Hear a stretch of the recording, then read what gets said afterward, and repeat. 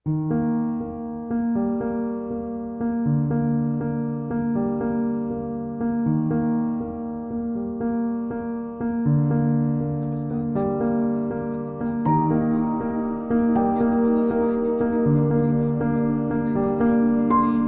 Investment के लिए एकदम सही है।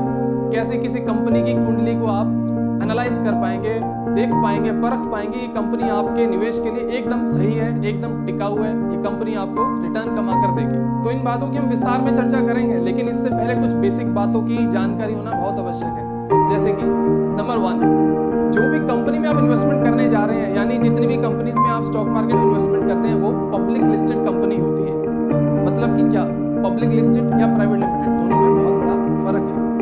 पब्लिक लिस्टेड कंपनी वो कंपनी होती है जिनमें आम जनता का पैसा लगा हुआ है, रिटेल इन्वेस्टर का पैसा लगा हुआ है, मेरे और आपके जैसे लोगों का पैसा लगा हुआ है। प्राइवेट लिमिटेड कंपनी क्या होती है? प्राइवेट लिमिटेड कंपनी वो कंपनी होती है जहां पर प्राइवेट इन्वेस्टर्स का पैसा लगता है, यानी कि आम जनता पैसा नहीं लगा रहे, रिटेल इन्वेस्टर मेरे और आपके जैसे लोग वहां पैसा नहीं लगाते हैं। फॉर एग्जाम्पल, लेट से मैंने एक कंपनी स्टार्ट करी जिसका मैंने नाम रखा ABC प्राइवेट लिमिटेड, और हम 4 दोस्तों ने मिलकर स्टार्ट करी। उस कंपनी के हम 4 डायरेक्टर हैं, और अगर हम खुद ही पैसा लगा रहे हैं तो ये प्राइवेट इन्वेस्टमेंट हुआ, ये पब्लिक इन्वेस्टमेंट नहीं हुआ। तो इस कंपनी को हम प्राइवेट लिमिटेड कंपनी बोलेंगे। जिन कंपनीज के आप शेयर खरीदते हैं वो एक्सचेंज पर लिस्टेड है। एक्सचेंज मतलब NSE या BSE, national stock exchange and Bombay stock exchange. इन दोनों पे अगर ये कंपनी लिस्टेड है तो ये पब्लिक लिस्टेड कंपनी मानी जाएगी। यानी जब आप किसी कंपनी में इन्वेस्ट कर देते हैं तो आप उसके सुख दुख के पार्टनर बन जाते हैं।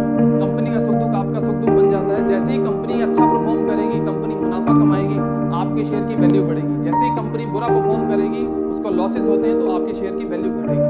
तो आपको ऐसी कंपनीज का चुनाव करना है जो कि अच्छा ही परफॉर्म करे। इसके लिए आपको और कुछ बेसिक बातों की जानकारी होना बड़ा आवश्यक है। जैसे कि हर पब्लिक लिस्टेड कंपनी को हर क्वार्टर में, यानी हर तिमाही दर तिमाही अपने रिजल्ट अनाउंस करने पड़ते हैं, क्योंकि कंपनी पूरा साल काम करती है। लेट्स से एग्जांपल लेते हैं, 1 अप्रैल 2020 से 31 मार्च 2021, ये एक फाइनेंशियल ईयर हुआ, और इस फाइनेंशियल ईयर में 4 क्वार्टर होते हैं, April to June, July to September, October to December and January to March. हर क्वार्टर में कंपनी को अपना रिजल्ट अनाउंस करना है, और रिजल्ट को एक्सचेंज पे फाइल करती है, यानी पब्लिकली अनाउंस करती है। तो हम उसकी परफॉर्मेंस का अंदाजा लगा सकते हैं कुछ फैक्टर्स को चेक करते हुए। तो ऐसे क्या क्या फैक्टर्स हैं जो हमें बड़े गौर से, बड़े ध्यान से समझने चाहिए, कंपनी के परफॉर्मेंस को एनालाइज करना चाहिए। चलिए देखते हैं। तो सबसे पहला फैक्टर जो आपने ध्यान रखना है वो ये है कि हर कंपनी को हर क्वार्टर में जो भी परफॉर्मेंस हुई, जो भी उन्होंने काम किया, धंधा किया, उसका रिजल्ट अनाउंस करना पड़ता है। जैसे ही क्वार्टर एंड होता है, क्वार्टर एंड होते ही within 60 days of quarter end उनको अपना रिजल्ट अनाउंस करना है, यानी कि उनको अपने फाइनेंशियल्स अनाउंस करने पब्लिकली, यानी कि balance sheet, P&L and cash flow statement. तो ये कंपनी को अनाउंस करना है। अगर कंपनी ये नहीं कर पा रही या इसमें थोड़ा सा भी डिले हो जाता है, यानी ये क्वेश्चन मार्क है कंपनी में बहुत बड़ा। फॉर एग्जांपल 2015 में जैसे ही सितंबर क्वार्टर एंड हुआ, एक कंपनी है रिको लिमिटेड, उसने अपने नंबर नहीं अनाउंस किए, और उसने जो अपने नंबर अनाउंस किए वो अगले साल 2016 में जाके अनाउंस किए विद अ स्टेटमेंट। मैनेजमेंट में क्या स्टेटमेंट दिया, हमने रिजल्ट क्यों लेट अनाउंस किया, क्योंकि मैनेजमेंट ने कुछ फ्रॉड कर दिया या कुछ ऐसी दिक्कत हो गई। तो जब भी कभी ऐसा अनयूजुअल इवेंट होता है तो आपको इस बात की तह तक जाना है कि कंपनी जो रिजल्ट अनाउंस किया उसमें डिले किस वजह से हुआ, क्या ऐसा कारण था, क्या ऐसा बहुत बड़ी बात हो गई जिसकी वजह से कंपनी को रिजल्ट अनाउंसमेंट में बहुत देरी हो गई। दूसरा बहुत इंपॉर्टेंट फैक्टर जो आपको चेक करना है, हर बार चेक करना है कि कंपनी की सेल्स का ट्रेंड क्या है। कंपनी हर क्वार्टर में अपने नंबर अनाउंस करती है। आपको सिंपल मैथ्स है, आपको सिर्फ ये देखना है कि पिछले 5 क्वार्टर में कंपनी की सेल्स परफॉर्मेंस कैसी आ रही है। कंपनी की सेल्स या तो बढ़ रही होगी या घट रही होगी या स्टेबल होगी। तो आपको ये एनालाइज करना है कि अगर कंपनी की सेल्स बढ़ रही है कॉन्टिन्यूसली, हर क्वार्टर बढ़ती जा रही है, तो कंपनी की परफॉर्मेंस बहुत बढ़िया है। अगर कंपनी की सेल्स घट रही है, दैट मींस कंपनी का मुनाफा कम हो रहा है, कंपनी की सेल्स कम हो रही है, यानी कंपनी का बिजनेस में कुछ दिक्कतें चल रही है। थर्ड मोस्ट इंपोर्टेंट फैक्टर जो आपको चेक करना है वो ये है कि कंपनी के ऑपरेटिंग मार्जिन्स कैसे हैं। सर ऑपरेटिंग मार्जिन्स क्या होते हैं, ये तो हमें पता ही नहीं। तो ऑपरेटिंग मार्जिन्स का मतलब है कंपनी के EBIT क्या है। EBIT बोले तो earnings before interest and taxes, यानी कि अगर हम कंपनी की टोटल सेल्स में सारे खर्चे माइनस कर देते हैं और सिर्फ इंटरेस्ट और टैक्स को माइनस नहीं करते तो वो कहलाएगा earnings before interest and taxes, यानी EBIT। तो आपको कंपनी का EBIT भी चेक करना है, ये कंपनी का ऑपरेटिंग मार्जिन कहलाता है। अगर ये बढ़ रहा है कॉन्टिन्यूसली पिछले 4 क्वार्टर में, 5 क्वार्टर में इसमें इंक्रीज आ रहा है, कंपनी के क्वार्टर में EBIT में सुधार आता जा रहा है, तो ये भी एक बहुत बढ़िया फैक्टर है। अगर आप कंपनी के ऑपरेटिंग मार्जिन सुधर रहे हैं, कंपनी की ऑपरेटिंग लीवरेज बढ़ रही है, यानी कंपनी के पास एक्स्ट्रा मुनाफा बच रहा है, कंपनी के खर्चे कम है और मुनाफा ज्यादा है। अगर ये कंपनी का अप ट्रेंड में है यानी बढ़ते क्रम में है तो ये एक बहुत अच्छा फाइनेंशियल फैक्टर है। अगर किसी कंपनी के साथ ऐसा है तो आप उस कंपनी का चुनाव कर सकते हैं निवेश करने के लिए। फॉर एग्जाम्पल, अगर इन्फोसिस ने अपना रिजल्ट अनाउंस किया है, इस क्वार्टर में उसका जो EBIT आया वो 1200 करोड़ आया है, जबकि पिछले क्वार्टर में उसका जो EBIT था वो 1000 करोड़ था, यानी कि 200 करोड़ से इसका EBIT बढ़ा। EBIT बढ़ने का मतलब है कंपनी की ओवरऑल सेल्स बढ़ी और कंपनी का मुनाफा भी बढ़ा। तो ये एक अच्छा सिग्नल है, यानी कि कंपनी की परफॉर्मेंस सुधरी है पिछले एक क्वार्टर में। तो आपको ये बड़ा गौर करना है ऐसी चीजों पे कि कंपनी की सेल्स बढ़ रही है, कंपनी का EBIT बढ़ रहा है, तो ये आपको थोड़ी फाइनेंशियल फैक्टर पे बहुत ध्यान से नजर रखनी है। चौथा मोस्ट इंपोर्टेंट फैक्टर, कंपनी के board of directors press release करते हैं जब भी उनको क्वार्टरली रिजल्ट अनाउंस करना होता है। उसमें वो कुछ बातों का डिस्कशन करते हैं। सबसे पहला, वो कंपनी के आने वाले टाइम में नेक्स्ट क्वार्टर या अगले एक साल तक रिवेन्यू गाइडेंस देते हैं कि आने वाले टाइम में रिवेन्यू कैसी रहेगी, रिवेन्यू कांस्टेंट रहेगी या रिवेन्यू बढ़ती हुई दिखाई देगी या रिवेन्यू घटती हुई दिखाई देगी। तो इससे भी आपको कंपनी की फ्यूचर में कैसी परफॉर्मेंस आने वाली है इसका पता लगेगा। सेकंड थिंग, क्या कंपनी ने डिविडेंड अनाउंस किया है क्या? सर डिविडेंड क्या होता है? डिविडेंड का मतलब है कंपनी अपने शेयर होल्डर्स को अपने प्रॉफिट्स में से कुछ शेयर देती है, तो उसको बोलते हैं डिविडेंड।